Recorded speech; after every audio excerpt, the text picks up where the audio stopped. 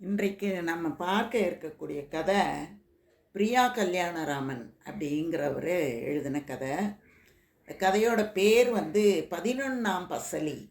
நம்ம 10ஆம் பசலி அப்படிங்கிற பேரை கேள்விப்பட்டிருப்போம். இந்த 10ஆம் பசலி அப்படின்னு சொன்னாலே பழமையை விட்டு கொடுக்காதவர்கள் அப்படிதான் அர்த்தம்.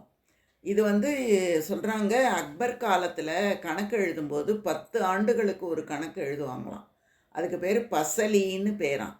10ஆம் பசலி அப்படின்னா 10 ஆண்டுக்கு கணக்கு எழுதுறத ஒட்டு மொத்தமாக சேர்த்து எழுதுறதுக்கு அந்த பெயர் அப்படின்னு சொல்கிறாங்க. பொதுவாக நம்ம என்ன சொல்லுவோம் அப்படின்னா, 10ஆம் பசலி அப்படின்னா பழமையை விடாமல் இல்லை ஒன்றும் தெரியாமல் இருக்கிறவங்கள தான் சொல்லுவோம். இது ஒரு 10ஆம் பசலி அப்படின்னு சொல்லுவோம். ஆனால் இவர் கதைக்கு என்ன பேர் வச்சுருக்காருன்னா 11ஆம் பசலி அப்படின்னு பேர் வச்சுருக்காரு. அந்த பேரை பார்க்கும்போதே இது என்ன கொஞ்சம் விசித்திரமாக இருக்குதே இந்த பேர் அப்படின்னு நினச்சிக்கிட்டு தான் அந்த கதையை நான் படித்து காட்டலாம் உங்களுக்கு, அந்த கதையை பற்றி சொல்லலாம் அப்படின்னு நான் நினச்சேன். இவர் ராமச்சந்திரன் அப்படிங்கிறவர் தான் இந்த பேரில் அவர் எழுதியிருக்காரு. குமுதம் பத்திரிகையில் உதவி ஆசிரியராக இருந்திருக்கிறாரு. அப்போது அந்த கதை தான் இது. ஒரு பெண் என்ன பண்ணுறா, கோயிலுக்கு போகிறா. கோயிலுக்கு போகும்போது ஆஃபீஸில் அவள் பேர் வைதேகின்னு பேர் அவளுக்கு. அவன் என்ன பண்ணுறா, பெண் உரிமைக்கு எதிரானது, மடத்தனமானது, அர்த்தமில்லாதது, அபத்தமானது, அநாகரிகமானது, கோழைத்தனமானது, காட்டுமிராண்டித்தனமானது, நாம் எடுக்கக்கூடிய முடிவு எப்படியோ எதுவாக இருந்தாலும் சரி, ஆனால் நமக்கு நம்ம வாழ்க்கை தான் ரொம்ப முக்கியம் அப்படின்னு வைதேகி ஒரு முடிவு பண்ணுறா.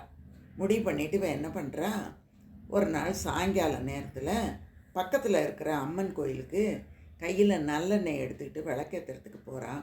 அங்கே போய் விளக்கு ஏற்றிட்டு அப்படியே உட்காந்து அந்த விளக்குக்கு முன்னால் கண்ணை மூடிக்கிட்டு அவள் உட்காந்துருக்கும்போது அவளோட மனசு என்ன சொல்லுதுன்னா, இந்த காணாமல் போன இல்லை நம்ம காணாமல் அடித்தது அது நம்மளை விட்டு போய்விடக்கூடாது, அது நம்மக்கிட்டேயே இருக்கணும் அப்படிங்கிற ஒரு கவலையோடு அந்த கண்ணை திறந்து பார்த்தா அந்த விளக்குக்கும் திரிக்கும் கொஞ்சோண்டு இருக்குது.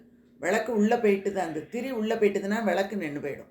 இந்த திரியை இப்போ தூண்டி விடணும். எப்படி தூண்டி விடுறது, தூண்டி விடுறதுக்கு ஏதாவது பக்கத்தில் குண்டூசி மாதிரி ஏதாவது கிடக்குதா அப்படின்னு தேடுறாவ. தேடும்போது அவங்க அம்மா வீட்டிலலாம் என்ன பண்ணுவாங்கன்னா குண்டூசி தான் அந்த திரியை தூக்கி விடுறதுக்காக வச்சுருப்பாங்க. ஆனால் இங்கே எங்கே அப்படின்னுட்டு அப்படியே தேடி பார்க்குறா, அங்கே ஒரு சின்ன குண்டூசி ஒன்று கிடக்குது. அப்படியே எடுத்து அந்த விளக்கை தூண்டி விடலாம் அப்படின்ட்டு, ஏன்னா விரலால் தூண்டி விட்டுறதுக்குள்ளே அந்த திரி உள்ளே விழுந்துடும். அதுக்காக அவள் என்ன பண்ணுறா, அதை எடுக்கிறா. எடுத்து அப்படி அதை தூண்டி விடும்போதே என்ன பண்ணுது, விரல் நுனியில் குத்திடுது அவளுக்கு. குத்திட்டா கூட அவள் என்ன நினச்சிக்கிறா, இந்த விளக்கு எரிஞ்சுது, நான் தூண்டி விடுற நேரம் ரொம்ப குறைவு, இந்த விளக்கை நான் தூண்டி விட்டுட்டு விளக்கு எரிஞ்சிட்டுது அப்படின்னா எனக்கு தான், நான் நினச்சது எனக்கு தான். ஆனால் அது உள்ளே போயிடுச்சு அப்படின்னா எனக்கு இல்லை. எது எனக்கு தான், அவளோட கணவன் எனக்கு தான் அப்படின்னு நினைக்கிறான். அப்போ ஏன் அந்த மாதிரி அவள் என்னோட கணவன் எனக்கு தான், இல்லைன்னா என் கணவன் எனக்கு இல்லை அப்படிங்கிற குழப்பத்தோடு அவள் ஏன் கோயிலில் உட்காந்துருந்தா அப்படின்னா, அவளுக்கு ஒரு செய்தி கிடைக்கிது. அவளோட கணவன் என்ன பண்ணுறான், அவனோட வேலை செய்கிற ஒரு பொண்ணோட சுத்துறா அப்படிங்கிற ஒரு செய்தி அவளுக்கு கிடைக்கிது. அவளோட கணவன் பரசுராமன், அதுதான் அவனோட கணவனோட பேர். அவன் சுத்துறான்ல ஒரு பொண்ணு, அவள் பேர் புதினாவான். என்னடா இது, புதினா தக்காளி சட்னி அப்படி இப்படின்னுட்டு இவ நினைக்கிறா. இந்த செய்தியை அவளுக்கு சொன்னது யார் அப்படின்னா, இந்த பரசுராமன் வேலை செய்கிறான் பாருங்க, அவன் ஆஃபீஸ்க்கு பக்கத்துலேயே தான் இவளும் வேலை செய்கிறான். அந்த பிரகன்நாயகின்னு பேர் அவளுக்கு. இந்த பிரகன்நாயகிக்கு பரசுராமனை கல்யாணம் பண்ணிக்கணும்னு ரொம்ப ஆசை. ஆனால் அவள் ரொம்ப குண்டாக இருப்பாள். எப்படியாவது அவனை கல்யாணம் பண்ணிக்கணும்னு பார்க்குறா.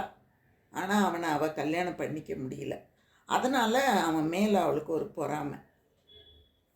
இப்போ என்ன பண்ணுறா, அந்த பொறாமையின் காரணமாக இந்த பரசுராமனோட ஒரு ஃப்ரெண்டு ஒருத்தன் இருக்கான், அவன் பேர் கணேசன்னு பேர். அவங்கிட்ட இந்த விஷயத்தை அவள் தெரிஞ்சுக்கிறான். தெரிஞ்சுக்கிட்டு வந்து சொல்கிறா. அதுக்கப்புறம் இந்த பொண்ணு இருக்காள்ல, இந்த இந்த கோயிலில் போய் விளக்கை ஏற்றிக்கிட்டு இருக்காள, அவள் என்ன பண்ணுறா, வைதேகி, அவள் என்ன பண்ணுறா, இவங்கிட்ட வேற விசாரிக்கிறா, இந்த பரசுராமனோட நண்பன் கணேசன்கிட்ட வேற என்ன நிஜமாவே இவர் புதினாவோட சுற்றுறாரா அப்படின்னு கேட்கும்போது அவனும் ஆமான்னு சொல்லிடுறான். என்ன பண்ணுறதுன்னு அவளுக்கு புரியலை. இந்த புதினாவை நம்மளே போய் நேராக பார்த்துட்டு வந்துட்டா என்ன அப்படின்னு அவளுக்கு ஒரு எண்ணம் தோணுது. அவள் அந்த பிரகநாயகி கிட்ட கேட்குறா, இந்த புதினா எங்கே இருக்கான்னு சொல்லு, நான் அங்கேயே போய் அவளை பார்த்துட்டு வரலாமான்னு நினைக்கிறேன் அப்படின்னு கேட்ட உடனே பிரகநாயகி என்ன சொல்கிறா, அவள் வந்து இந்த எல்லையம்மன் கோயில் கீழே வீதியில் தான் குடியிருக்கா அப்படின்னு சொல்கிறா.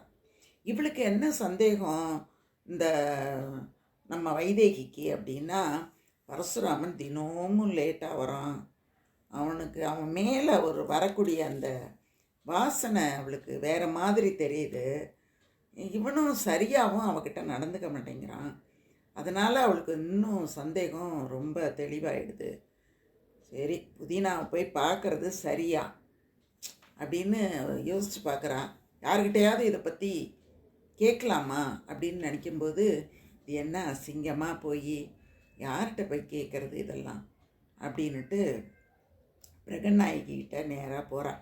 நேராக போய் பேசும்போது, தப்பு வைதேகி, தப்பு, நீ பண்ண போகிறது தப்பு, நீ என்ன பண்ணுறது, நீ என்ன போய் அவள் காலில் விழப்போறியா, இல்லை நான் வந்து தாலி கட்டின மனைவி என்னை வாழ விடு அப்படின்னு போய் கேட்க போறியா, கெஞ்ச போறியா, இதெல்லாம் வந்து ரொம்ப மடத்தணும். நான் சொல்லிட்டேன், இந்த நீ என்ன பண்ணுற பொம்பளைங்களுக்குன்னு ஒரு லட்சணம் இருக்குது, என்ன தெரியுமில்ல, ராத்திரி உன் புருஷன் வராம்பார், வந்தவொடனே உன் தோலை பிடிச்சிக்கிட்டு அவனை ஒரு குலுக்கு, ஏயா தப்பாக பண்ணுற தப்பு ராஸ்கல் அப்படின்னுட்டு அவன் தலையை பிடிச்சி அந்த செவுத்தில் 4 இடி அவன் கையை காலை எல்லாம் சரியாயிடும் அப்படின்னு அவன் சொல்லும்போது வைதேகி வாயே திறக்கல, பேசாமல் கேட்டுக்கிட்டே உட்காந்துருக்கா. இல்லையா, நீ தப்பு பண்ணுற, இப்படி நீ பண்ண நானும் தப்பு பண்ணுவேன் அப்படின்னுட்டு நீ யாரையாவது ஒரு ஆளை பார்த்து சைட் அடியேன் அப்படின்னு சொல்லி கொடுக்குறான். சொல்லிவிட்டு பொண்டாட்டி மட்டும்தான் ஓடணுமா அப்படின்னுட்டு அவன் புருஷங்காரன் உன்கிட்ட ஒடியாந்துருவான், அதனால் நீ அது உனக்கு ஒரு நல்ல வழியாக இருக்கும், நான் சொல்கிறத கேளு அப்படின்ன உடனே, ஐயோ அப்படி நினைக்கிறதே தப்பு, இது வீம்புப்பா, விஷமாக முடிஞ்சிடும், நான் போய் இன்னொருத்தரை பார்த்து சைட் அடிக்கிறதா, ஐயோ அதெல்லாம் முடியாது, என்னோடய வலது கண் வந்து அவரோட வலது கண் வந்து அப்படி இருக்கும்போது அதை வந்து புண்ணாக்கிறதுக்கு நான் விரும்பவே மாட்டேன், ஐயோ இதெல்லாம் நான் என்னால் செய்யவே முடியாது அப்படின்னு சொன்னோன்னே, இதை பாரு, தத்துவம் பேசிகிட்டு இருக்காத வைதேகி, ப்ராக்டிக்கலாக பாரு, நீ நல்ல பொண்ணு தான் இல்லைன்னு சொல்லலை, புதினாவை பார்த்தா பரசுராமனுக்கு கூட நல்ல பொண்ணு மாதிரி தான் தெரியுது, அப்போ அவன் என்ன பண்ணுவான், நீ ஒரு நல்ல பொண்ணு அவள் ஒரு நல்ல பொண்ணு, 2 பேரில் யார் பெட்டர் அப்படின்னு பார்த்துட்டு அவள் பின்னால் தானே அவன் போவான், உன்னை துரத்தியே விட்டுருவான், ஞாபகம் வச்சுக்க அப்படின்னு அவள் சொல்கிறாள். வைதேகிக்கு என்ன பண்ணுறது அப்படின்ட்டு தெரியல. அவள் யோசிக்கிறா, எனக்கு ஏன் இப்படி ஒரு தைரியமே இல்லாமல் இருக்குது அப்படின்னு தன்னைத்தானே அவள் வந்து நொந்துக்கிட்டு பேசாமல் அந்த புதினா சனியனை அழைச்சிட்டு வர சொல்லி 2 பேரும் ஒரே வீட்டில் குடும்பம் நடத்தினா அப்படின்னு யோசிக்கிறாள். உடனே அவளுக்கு என்ன தோணுது, ஐயோ இது எப்படி, அவளை கூட்டிகிட்டு வந்து நம்ம வீட்டில் குடும்பம் நடத்துகிற அளவுக்கு நான் ஒன்றும் அவ்வளோ பெரிய பரந்த மனசுலாம் எனக்கு கிடையாது அப்படின்னு அவள் சொல்லிகிட்டு இருக்கும்போதே சாயங்காலம் நேரம் ஆகிடுது. அவன் என்ன பண்ணுறான், சாயங்காலம் பரசுராமன் வந்து சொல்கிறான், இந்த பாரு, எனக்கு வந்து வெளியூர் போக வேண்டிய வேலை இருக்குது, அதனால் நான் போயிட்டு வந்துடுறேன் அப்படின்னு அவன் சொல்கிறான். உடனே அவள் என்ன பண்ணுறா, போட்டும் அவன் போனதுக்கப்புறம் நான் போய் கீழே வீதியில் இருக்கிற அவளை பார்த்து இன்றைக்கி பேசாமல் ஒன்றும் பண்ண போகிறதில்ல, போட்டோம் அவன் அப்படின்னுட்டு அவனை அனுப்பிட்டு, எனக்கு வர்ற நல்லது கெட்டத்துக்கு யார் பொறுப்பு, நான் தானே பொறுப்பு, நான் பார்த்துக்கிறேன் அப்படின்னுட்டு அவள் என்ன பண்ணுறா, அந்த எல்லையம்மன் கோயில் கீழே வீதியில் இருக்கிற அவள் வீட்டுக்கு போகிறா, அந்த புதினா வீட்டுக்கு போகிறா. போன உடனே ஒரு வழியாக அந்த வீட்டை அங்கேயும் இங்கேயும் அலைஞ்சு கண்டுபிடிச்சிட்டு போய் பார்த்தா அந்த வீட்டு வாசலில் ஒரு ஸ்கூட்டர் நிற்கிது. இது யாரோட ஸ்கூட்டர் அப்படின்னு பார்த்தா பரசுராமனோட ஸ்கூட்டர் தான். அட பாவி பயலே, ஊருக்கு போகிறேன் டூருக்கு போகிறேன்னு சொல்லிவிட்டு இந்த மாதிரி வந்து நிற்கிறானே அப்படின்னு அவர் நினச்ச உடனே அவளுக்கு அப்படியே வேர்த்து விறுவிறுத்து வடியுது. அப்படியே சரி திரும்புவோம் அப்படின்ட்டு கொஞ்ச நேரம் அப்படியே இருந்துட்டு திரும்பி பார்த்தா அங்கே ஒரு ஐஸ்கிரீம் கடை இருக்குது. அந்த ஐஸ்கிரீம் கடையில் தான் இந்த பரசுராமன் என்ன பண்ணுவான், வைதேகிக்கு ஐஸ்கிரீம் வாங்கிட்டு வருவான். அந்த இதுவும் அவளுக்கு ஞாபகம் வருது, ஏன்னா அவளுக்கு ரொம்ப ஐஸ்கிரீம் பிடிக்கும். மெதுவாக கடையில் எட்டி பார்த்தா அப்படியே அவளுக்கு திக்கு திக்குன்னு வயிறெல்லாம் எரியுது. பரசுராமனோட ஒரு கை ஐஸ்கிரீமில் இருக்குது, இன்னொரு கை அந்த புதினா இருக்காளே அவளோட தோளில் இருக்குது. பக்கத்தில் உட்காந்துக்கிட்டு அவளுக்கு குழந்த மாதிரி ஐஸ்கிரீம் ஊட்டிகிட்டு இருக்கான். இதை பார்த்த உடனே வைதேகிக்கு கோபம் வந்துடுது. என்னங்க என்னங்க அப்படின்னு ஒரே கத்திக்கிட்டு நடு ரோட்டில் உட்காந்துக்கிட்டு காலை விரித்து போட்டுக்கிட்டு ஒரே கத்துனோடனே கூட்டம்லாம் கூடி போயிடுது. பரசுராமனுக்கு புரிஞ்சிட்டுது, ஏதோ ஒரு பெரிய விபரீதம் நடக்க போகுதுன்னு புரிஞ்சிட்டுது. உடனே அவன் என்ன பண்ணுறான், புதினாவை போன்னு அனுப்பிட்டு அலறி அடித்து பயந்துக்கிட்டு அவகிட்ட ஓடி வந்து அவளை அப்படியே அரவணைச்சி வீட்டுக்கு அழைச்சிட்டு வந்துடுறான். வீட்டுக்கு அழைச்சிட்டு வந்துட்டு அப்படியே தலையை கீழே குனிஞ்சபடியே உட்காந்துருக்கான். உட்காந்துக்கிட்டே அவன் சொல்கிறான், என்னை மன்னிச்சிடு வைதேகி, நான் தெரியாமல் பண்ணிட்டேம்மா, இனிமேல் இப்படியெல்லாம் பண்ண மாட்டேன் அப்படின்னு அவன் சொல்லிகிட்டு இருக்கும்போதே வைதேகி சமயக்கட்டுக்குள்ளே போயிடுறான். போயிட்டு இப்போ நான் எடுக்க போகிற முடிவில் தான் என்னோடய வாழ்க்கையே அடங்கியிருக்கு அப்படின்னு அவன் நினைக்கிறா. கை காலெல்லாம் நடுங்குது. இவர் பண்ணது பெரிய தப்பு தான், இனி செய்ய மாட்டேன் அப்படின்னு சொன்னால் போதுமா, இதுக்கு ஏதாவது ஒரு வழி பண்ணணும்ல. இவருக்கு இவரை ஒரு வழி பண்ணுறது ஒரு பக்கம் இருக்கட்டும், இவரை எனக்கு ரொம்ப பிடிக்குமே, எனக்கு அவ்வளோ பிடிக்குமே. ஒரு தடவை நான் தெருவில் ஒரு நெறிஞ்சி முள்ளை குத்திக்கிட்டுது என் காலில் அப்படின்ன உடனே ஆஃபீஸுக்கு லீவ் போட்டுட்டு என் பக்கத்துலேயே உட்காந்து வலிக்குதான்னு கேட்ட பரசுராமனாயுமே அப்படியா, என்னால் அப்படியெல்லாம் விட முடியாது அப்படின்ட்டு இது வரைக்கும் என்னை சிடுன்னு கூட பேசினதில்லை, என் மேலே அவ்வளோ பிரியம் வச்சுருந்தாரு அப்படின்னு நினச்ச உடனேயே அவளோட மனசு ரொம்ப அவளை சொல்லுது, பிரியம் வச்சுருந்தானா அப்படின்னு சொல்லும்போது சரி இவளை என்ன பண்ணுறது அப்படின்ட்டு இருக்கும்போதே அவன் ஓடி இவளை அப்படியே தொட வரான். வந்த உடனே அவள் என்ன பண்ணுறா, ஊஞ்சல் கட்டுறதுக்காக வச்சுருந்த இரும்பு சங்கிலி இருக்குது, அதை எடுத்து இவனை கொண்டு போய் அங்கே இருக்கிற தூணோட தூணாக வச்சு சேர்த்து கட்டுனான். அந்த இரும்பு சங்கிலியால் கட்டுனா. அவனும் ஒன்றும் முரண்டு பிடிக்கலை, ஒன்றும் பண்ணலை, அப்படியே பேசாமல் இருக்கான். இருக்கிறவன் நினச்சிக்கிறான், பரவாயில்ல என்னை கட்டி வச்சாவது அடிக்கட்டும், எனக்கு இந்த தண்டனை வேணும், அப்போ தான் நான் திருந்துவேன். அடி வைதேகி, நல்லா அடி வைதேகி, என்னை நீ அடித்தாதான் வைதேகி நான் திருந்துவேன் அப்படின்னு சொல்லிகிட்டு இருக்கான். இவன் என்ன பண்ணுறா, இழுத்து வச்சு அவனை நல்லா கட்டிட்டு பக்கத்தில் ஒரு ஸ்டூலை போட்டு பரணை மேலே ஏறி பரணையில் ஒரு சாட்டை ஒன்று வச்சுருக்கான். அந்த சாட்டை என்ன சாட்டை அப்படின்னா, இந்த பரசுராமனோட தாத்தா இருந்தார்ல, அவர் அந்த காலத்தில் பண்ணையாராக இருந்திருக்கார். அப்போ அவர் என்ன பண்ணுவார், யாராவது தப்பு பண்ணாங்கன்னா உடனே அந்த சாட்டையை எடுத்து அடி பிச்சிருவார். அடிக்கும்போதே அப்படியே ரத்தம் அப்படியே பீச்சிக்கிட்டு அடிக்கும், அந்த அளவுக்கு அந்த சாட்டை இருக்கும். கண்களை மூடிக்கிட்டு பரசுராமன் அப்படியே இருக்கான், தன்னை இந்த சாட்டையால் அடிக்க போகிறா அப்படின்னு பயந்து போய் நிற்கிறான். வாசல் கதவை தாப்பா போட்டுட்டா.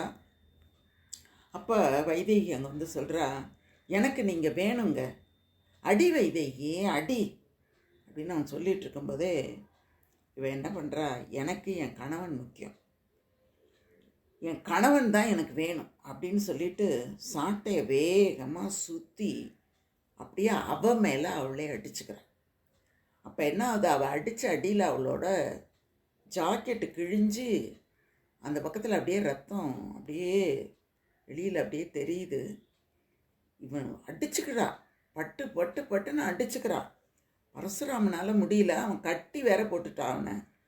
அவன் சொல்கிறான், நிறுத்து வைதேகி நிறுத்து, தப்பு செஞ்சது நான், நீ என்னெல்லாம் அடிக்கணும், உன்னையே அடிச்சுக்கிற, ஐயோ என்னால் முடியல, என்னால் தாங்க முடியல, நிறுத்துமா நிறுத்துமா, என்னை மன்னிச்சிருமா, மா என்ன நீ மன்னிச்சிருமா மன்னிச்சிருமா அப்படின்னுட்டு சங்கிலியிலேருந்து வெளியில் வர்ற முயல்றான். ஆனால் முடியல. அவள் உடனே நினச்சிக்கிறா, என் மேலே அவனுக்கு ரொம்ப பிரியமானவன் என்னை விட்டு போகிறதுக்கு நான் அனுமதிக்கவே மாட்டேன், இவன் போகவே கூடாது அப்படின்னு சொல்லிட்டு மறுபடியும் மறுபடியும் பட்டார் பட்டார்னு அடிச்சுக்கிறான். அடித்த உடனே பரசுராமனுக்கு தன்னையே அடித்த மாதிரி வலியும் மனசால வலி வந்துடுது. நிறுத்துமா நிறுத்துமா வைதேகி, இனிமே நான் தப்பு செய்ய மாட்டேம்மா, மன்னிச்சிருமா, சத்தியமா அவளை நான் மறந்துடுறேன், நீ தான் எனக்கு எனக்கு நீதான்னு சொல்லிக்கிட்டே இருக்கான். அவள் என்ன பண்ணுறா, சாட்டையால் தன்னை பட்டார் பட்டார்னு அடிச்சுக்கிறா. இப்படி அந்த கதையை அந்த எழுத்தாளர் பிரியா கல்யாணராமன் முடிக்கிறாரு. ஆனால் இந்த நிலை இன்றைக்கு பெண்களுக்கு சாத்தியமாகுமா அப்படிங்கிறது ஒரு பெரிய கேள்வியாக தான் இருக்குது.